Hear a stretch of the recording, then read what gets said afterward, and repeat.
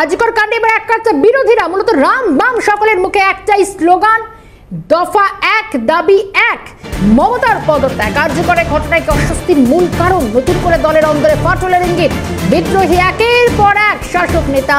তবে কি পতনের অন্যতম কারণই জ্বলন্ত ইস্যু?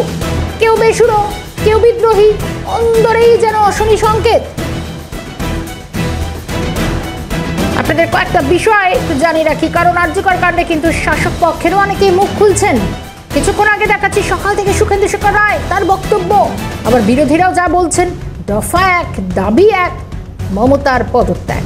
এবং রীতিমতো কৌস্তব চ্যাটার্জি তারই সেই পোস্ট দেখাচ্ছি, রাম বাম সকলের মুখেই যেন একটাই স্লোগান। আরজিকর কাণ্ডে এবার এক কাট্টা বিরোধীরা, তরুণজ্যোতি তিওয়ারি বিজেপি নেতা আইনজীবী, তিনিও বলছেন দফা এক দাবি এক, মমতার পদত্যাগ। এবং দুটোই একসঙ্গে দেখানোর চেষ্টা করি। এবং নতুন করে দলের অন্তরে কি ফাটল, আরজিকর কাণ্ডে এক কাট্টা হচ্ছে বিরোধীরা, রাম বাম সকলের মুখেই যেন একই স্লোগান।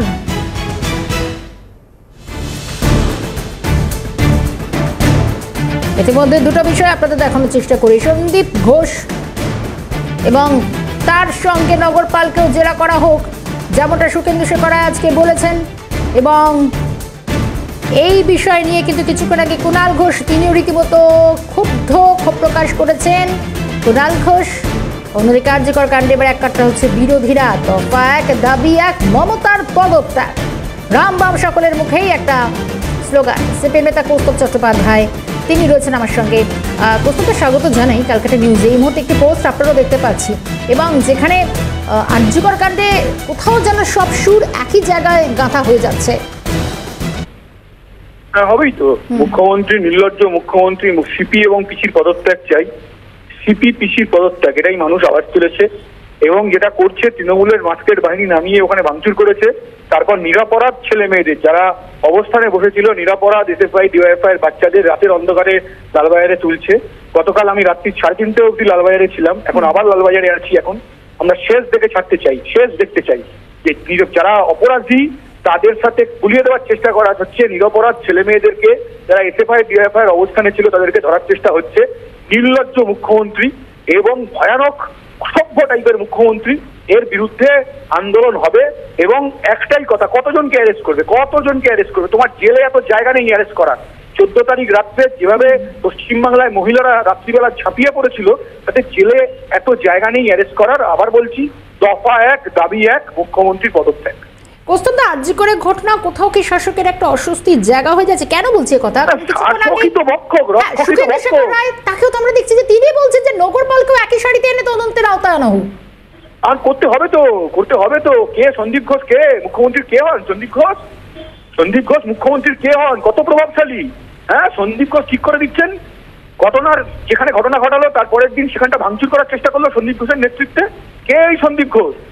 হ্যাঁ, সন্দীপ ঘোষ ওখানে কি র্যাকেট চালাতো? ড্রাগ র্যাকেট নাকি অন্য কোনো র্যাকেট?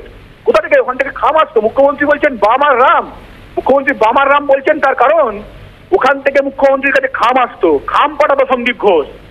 আর মুখ্যমন্ত্রী এখন যে নক্কারজনক ঘটনা ঘটাচ্ছেন, সিপি এবং পিসি যে নক্কারজনক ঘটনা ঘটাচ্ছেন, কতজনকে অ্যারেস্ট করবেন? বলছি তো কতজনকে, আমাদের অ্যারেস্ট করুন, চাই পারলে করুন অ্যারেস্ট, আমাদেরকে কোনো অসুবিধা নেই তো। কতজনকে অ্যারেস্ট করবেন?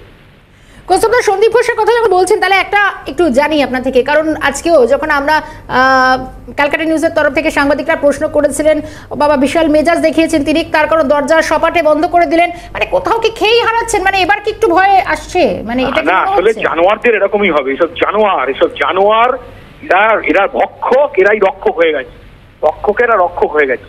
আমি দেখেছি ওর রিয়াকশন, আমি দেখেছি। তাতে এতে লাভ হবে না। সিবিআই যদি সঠিকভাবে তদন্ত করে, আমরা চাই সিবিআই তদন্ত সঠিকভাবে করুক এবং বের করে নিয়ে আসুক কে তিলোত্তমার মৃত্যুর জন্য কে দায়ী, তিলোত্তমাকে খুন করলো কারা, আর গোটা পশ্চিমবাংলার তিলোত্তমারা যাতে ভালোভাবে থাকতে পারে অধিকার তাতে যদি রাখতে হয়, তাহলে সিপি পিসির পদত্যাগ ছাড়া অন্য কোনো উপায়। বেশ কৌস্তব দা, অনেকটা ধন্যবাদ জানাবো সময় দেওয়ার জন্য। সিপিএম নেতা কৌস্তব চট্টোপাধ্যায় এবং তারও পোস্ট আমরা দেখাচ্ছি, রীতিমতো রাম বাম সকলের বুকে যেন একটাই স্লোগান। আরজিকর কাণ্ডে এবার বিরোধীরা এক কাট্টা হচ্ছে। তারা কেন বলছেন? কারণ দফা এক দাবি এক, মমতার পদত্যাগ। আরজিকরের ঘটনা কোথাও কি শাসকের অস্বস্তি বাড়াচ্ছে? প্রশ্ন তো উঠছে। কিছুক্ষণ আগে সুখেন্দু শেখর রায় সকাল থেকে আপনাদের দেখাচ্ছি, তিনি বলছেন তিনি তৃণমূলের দীর্ঘদিনের রাজনীতিক শাসক নেতা, তৃণমূলের রাজ্যসভার সাংসদ।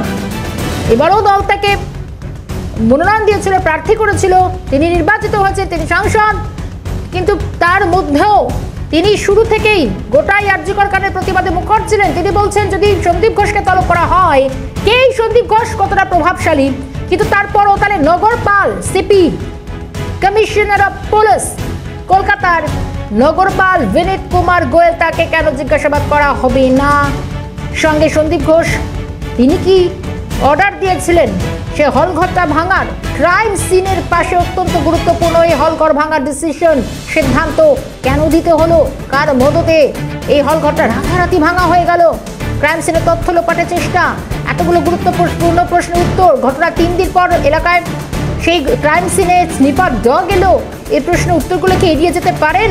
প্রাক্তন অধ্যক্ষ, তিনি তো সদ্য প্রাক্তন হয়েছেন, কিন্তু দায়িত্ব থাকাকালীন তিনি কি দায়িত্ব পালন করেছেন? এবং তার চেয়ে বড় প্রশ্ন, কাদম্বিনী আত্মহত্যা করেছেন, এত বড় ঘটনার পূর্ণাঙ্গ বিচার না করে কারা এই তথ্য উঠিয়েছিল, কারা তার পরিবারে খবর দিয়েছিল? অত্যন্ত জাস্টিফাইড একটা প্রশ্ন। এবং সে জায়গায় দাঁড়িয়ে সিবিআইয়ের উচিত একটা স্বচ্ছ তদন্ত করে গোটা বিষয়টা সামনে আনা। এবং তার সঙ্গে শুধু সন্দীপ ঘোষ নয়, আজ আরও একবার 13 ঘন্টা ম্যারাথন জেরার পর খেই হারিয়ে ফেলছেন সন্দীপ ঘোষ, মেজাজ হারিয়েছেন তিনি রীতিমতো গাড়ির দরজা বন্ধ করতে গিয়ে খেয়াল করেননি সাংবাদিকদের, জিনিসপত্র আটকে যাচ্ছে গাড়ির মধ্যে, তারপরে সপাটে দিলেন মুখের ওপর দরজা বন্ধ করে। আরে বাবা, মেজাজ হারিয়ে ফেলছেন তিনি। এবং এটা তো মানতেই হবে, তাকে একের পর এক জেরা আজে চলছে। বিজেপি নেতা তথা আইনজীবী তরুণজ্যোতি তিওয়ারি রয়েছেন আমার সঙ্গে টেলিফোন লাইনে। স্বাগত জানাই তরুণজ্যোতিদা। আপনারা একটা পোস্ট আমরা দেখতে পাচ্ছি, দফা 1 দাবি 1 মমতার পদত্যাগ। কিছুক্ষণ আগে কৌস্তবদার সঙ্গে আমরা কথা বললাম, তার পোস্ট, অর্থাৎ কোথাও যেন সবাই এক কাট্টা বিরোধীরা একজোট, কি বলবেন? না, এটা বিরোধীদের দাবি নয়, খালি এটা পশ্চিমবঙ্গের শুভবুদ্ধি সম্পন্ন মানুষ যাদের এখনো মেরুদণ্ডটা বিক্রি হয়ে যায়নি, যারা সকাল বিকাল চটি চাটে না, তাদের দাবি। একটা নরকীয় ঘটনা ঘটলো, এটা হাসপাতালে ঘটলো, তারপর পুলিশ যে কীর্তি করলো, পুলিশ মন্ত্রীর নাম আমরা জানি, স্বাস্থ্যমন্ত্রীর নাম জানি, এবং রাস্তার দাঁড়িয়ে মুখ্যমন্ত্রীর নাটকটাও আমরা দেখলাম। তাই আজকে দফা 1 দাবি 1 মুখ্যমন্ত্রীর পদত্যাগ, নাটকটা অনেক হয়েছে, মানুষ অনেক সহ্য করেছে, আর নয়। তরুণজ্যোতিদা, একটা বিষয় বলি, সব থেকে বড় কথা, আজকে সকাল থেকে দেখছি সুকেন্দু শেখর রায়, তিনি শুরু থেকেই ঘটনায় নিন্দা করেছেন। তিনি বলছেন যে তাহলে নগরপাল কেন সিবিআই তদন্তের আওতায় আসবে না, কিন্তু পাল্টা আমরা দেখলাম কুণাল ঘোষ থেমে নেই, তিনি বলছেন তিনি ক্ষোভ প্রকাশ করেছেন। এ কি হচ্ছে? দুটো কথা বলেছেন। ফার্স্ট, কুণাল ঘোষ ক্ষোভ প্রকাশ করেছে সুকেন্দুদার ওই বক্তব্যের পর। দেখুন, আমি বলি না, এন্ড অফ দ্য ডে না, যে যত চোর হোক, যে যত বড় ডাকাত হোক, সবাইকে একবার আয়নার সামনে দাঁড়াতে হয়। আয়নার সামনে আমরা যাকে দেখতে পারি তাকে উত্তরটা অন্তত একবার দিতে হয়। যাদের মধ্যে সামান্য বিবেক বুদ্ধি আছে, আমি আবার বললাম, বিবেক বুদ্ধি আছে, মেরুদণ্ড আছে, শরীরে মানুষের রক্ত আছে, তাদের এই বিবেক বুদ্ধিটা জাগবে। কুণালদার এই তিনটেতে কোনোটাই নেই, শরীরে মানুষের রক্ত আছে কিনা ডাউট আছে।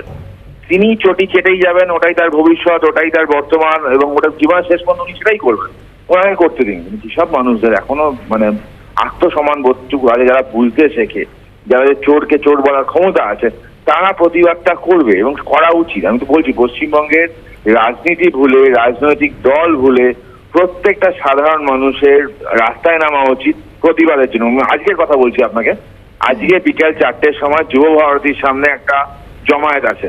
ইস্ট বেঙ্গল, মোহনবাগান, দুটো চির প্রতিদ্বন্দ্বী দলের সমর্থকরা যদি আজকে এক হয়ে দাবি তুলতে পারে, সাধারণ মানুষ কেন পারবে না? সাধারণ মানুষের আহ্বান জানাচ্ছি ওখানে আমি, বিকাল 4টের সময় যুব ভারতীর সামনে। তরুণজ্যোতিদা, কেউ দলের মধ্যে বেসুরো হচ্ছেন, কেউ বা বিদ্রোহী হচ্ছেন, তাহলে এটা কি কোথাও শাসক শিবিরে অশরী সংকেত বলে মনে করছেন? আমি যেটা বললাম না, বেসুরো, এদের দেখুন, নাটকটা না কিছুটা পুরনো। আপনার মনে আছে ভোটের আগে কুণাল ঘোষের একটা বক্তব্য ছিল, আমি ছেড়ে দিচ্ছি পদ, আমি এই করে দিচ্ছি পদ। আজকের দিনে কুণাল ঘোষ মুখপাত্র নয়, কিন্তু অদ্ভুত প্রেস কনফারেন্স তিনি করেন। আজকের দিনে কুণাল ঘোষ সাধারণ সম্পাদক নয়, কিন্তু অদ্ভুত মন্তব্য তিনি রাখেন।